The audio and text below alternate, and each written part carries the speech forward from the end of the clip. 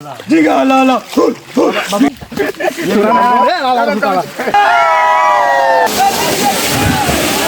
Hello everyone, আসসালামু আলাইকুম। It's me Shahed and welcome to my another new video. আজ চলে গিয়েছিলাম চট্টগ্রাম জেলার বড়দারগার হাটে কমলদহ রূপসী ঝর্ণায়, এবং আপনাদেরকে দেখাবো কিভাবে রূপসী ঝর্ণায় গিয়ে পৌঁছাবেন তার বিস্তারিত। আমাদের সকলের বাড়ি যেহেতু ভাটিয়ারি, সে কারণে আমরা সকাল সকাল উঠে চলে আসি ভাটিয়ারি বাস স্টেশনে, এবং সেখান থেকে একটি উত্তরা বাস নিয়ে জনপ্রতি 50 টাকা ভাড়ায় রওনা দিয়ে দিলাম বড়দারগার হাটের উদ্দেশ্যে। রূপসী ঝর্ণায় যাওয়ার উদ্দেশ্যে আপনারা যারা চট্টগ্রাম অথবা চট্টগ্রামের বাইরে থেকে আসবেন, তারা সরাসরি চট্টগ্রামের বড়দারগার হাটে গিয়ে গাড়ি থেকে নামবেন। অবশেষে আমরা প্রায় 1 ঘন্টা বাস জার্নি শেষ করে এসে পৌঁছে গিয়েছি চট্টগ্রামের বড়দারগার হাট।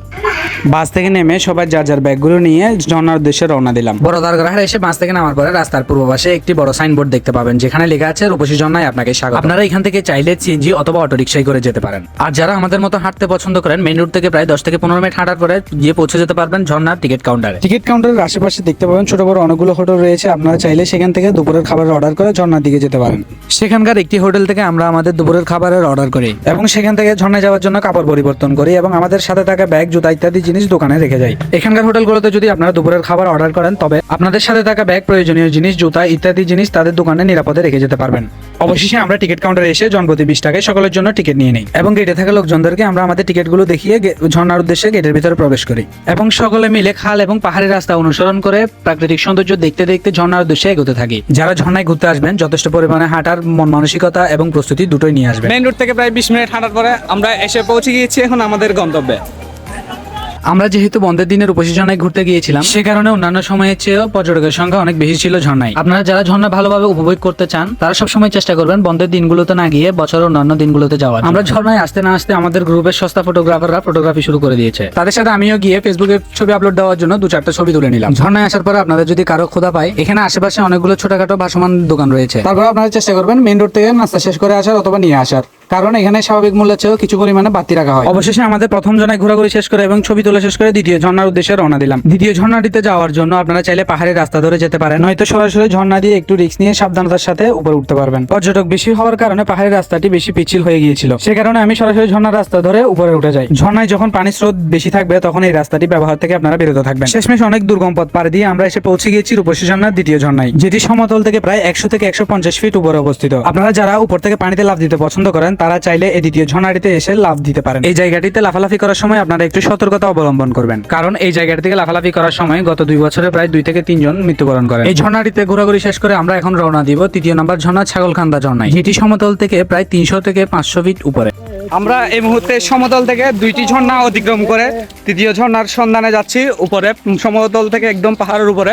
তৃতীয় নম্বর ঝর্ণায় যাওয়ার জন্য আপনারা পানির রাস্তা ধরে সামনের দিকে এগোতে থাকবেন। কিছু দূর সামনের দিকে এগোনোর পরে আপনারা দুই পাশে 2টি রাস্তা দেখতে পারবেন। হাতের বাম পাশে রাস্তাটি ধরে আপনারা ছাগলকান্দার উদ্দেশ্যে হাঁটতে থাকবেন। সামনে গিয়ে কিছু দূর হাঁটার পরে আমাদের সফর সঙ্গী একজন আপনাদের উদ্দেশ্যে তার ঝর্ণায় আসার অনুভূতি প্রকাশ করবে।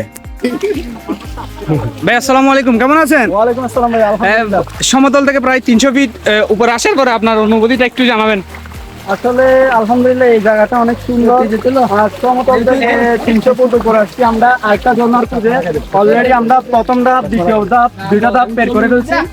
এখন তৃতীয় ধাপ, যে ধাপের নাম হচ্ছে যে ছাগলকান্দা। ছাগলকান্দা না, কিছু দূর সামনে এগোলে আমরা দেখতে পাই লম্বা লম্বা কিছু পাহাড়ি লতা, যা দেখে আমাদের সাথে থাকা 2টি দেশি বানর লাফালাফি শুরু করে দেয়। আরো কিছু দূর সামনের দিকে যাওয়ার পরে আবার 2টি রাস্তা দেখতে পারবেন। আপনারা হাতের বাম পাশের রাস্তাটি ধরে সামনের দিকে এগোতে থাকবেন। পাহাড়ি রাস্তা ধরে হাঁটতে হাঁটতে হঠাৎ করে আমার উস্তাদ হিরো আলমের কথা মনে পড়ে যায়, সে কারণে আমি পাহাড় থেকে কিছু লতা পাতা নিয়ে হিরো আলমের সে ঐতিহাসিক ড্রেসটি বানিয়ে ফেলি।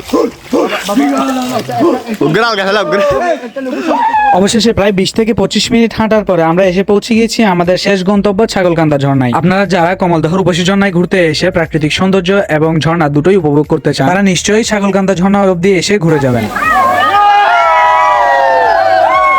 ছাগলকান্দা ঝর্ণায় এসে আমরা অনেকক্ষণ ঝর্ণার পানিতে গোসল করলাম এবং ভালোভাবে আজকে সফরটাকে উপভোগ করলাম। এরপর অনেকক্ষণ ঘোরাঘুরি শেষ করে আমরা আবার রওনা দিই হোটেলের দিকে, যে হোটেলে আমরা আমাদের দুপুরের খাবারের অর্ডার করে এসেছিলাম। আমরা আবার দ্বিতীয় নম্বর ঝর্ণাটিতে ফেরত আসার পরে কষ্ট করে পাহাড়ের রাস্তা ধরে না নেমে একে একে লাইন ধরে লাফ দিয়ে শর্টকাটে দ্বিতীয় নম্বর ঝর্ণার রাস্তাটি পার করে ফেলি। দ্বিতীয় নম্বর ঝর্ণাটি পার করে আমরা আবার 1 নম্বর ঝর্ণায় এসে সরাসরি ঝর্ণার রাস্তা ধরে নেমে যাই নিচে। অবশেষে নিচে এসে সকলে একসঙ্গে হয়ে আমরা রওনা করি আমাদের হোটেলের দিকে। এরপর হোটেলে এসে আমরা গোসল শেষ করে কাপড় পরিবর্তন করে আমরা আমাদের দুপুরের খাবার খেয়ে নিই। দুপুরের খাবারের যাওয়ার জন্য আমরা যে প্যাকেজটি অর্ডার করেছিলাম তার মূল্য ছিল জনপ্রতি 150 টাকা। প্যাকেজটিতে ছিল 1 পিস ব্রয়লার মুরগির মাংস, আনলিমিটেড ভাত, ডাল, সবজি, আলু ভর্তা। এর বাইরেও দুপুরের খাবারের আরো অনেক রকমের প্যাকেজ রয়েছে, আপনার পছন্দ অনুযায়ী আপনারা চাইলে সেখান থেকেও নিতে পারবেন। অবশেষে খাওয়া দাওয়া শেষ করে আমরা আমাদের জিনিসগুলো বুঝে নিয়ে রওনা দিয়ে বাড়িতে যাওয়ার উদ্দেশ্যে। সো গাইস, ভালো থাকবেন, সুস্থ থাকবেন, দেখা হবে নতুন কোনো ভিডিওতে। গুড বাই, আসসালামু আলাইকুম।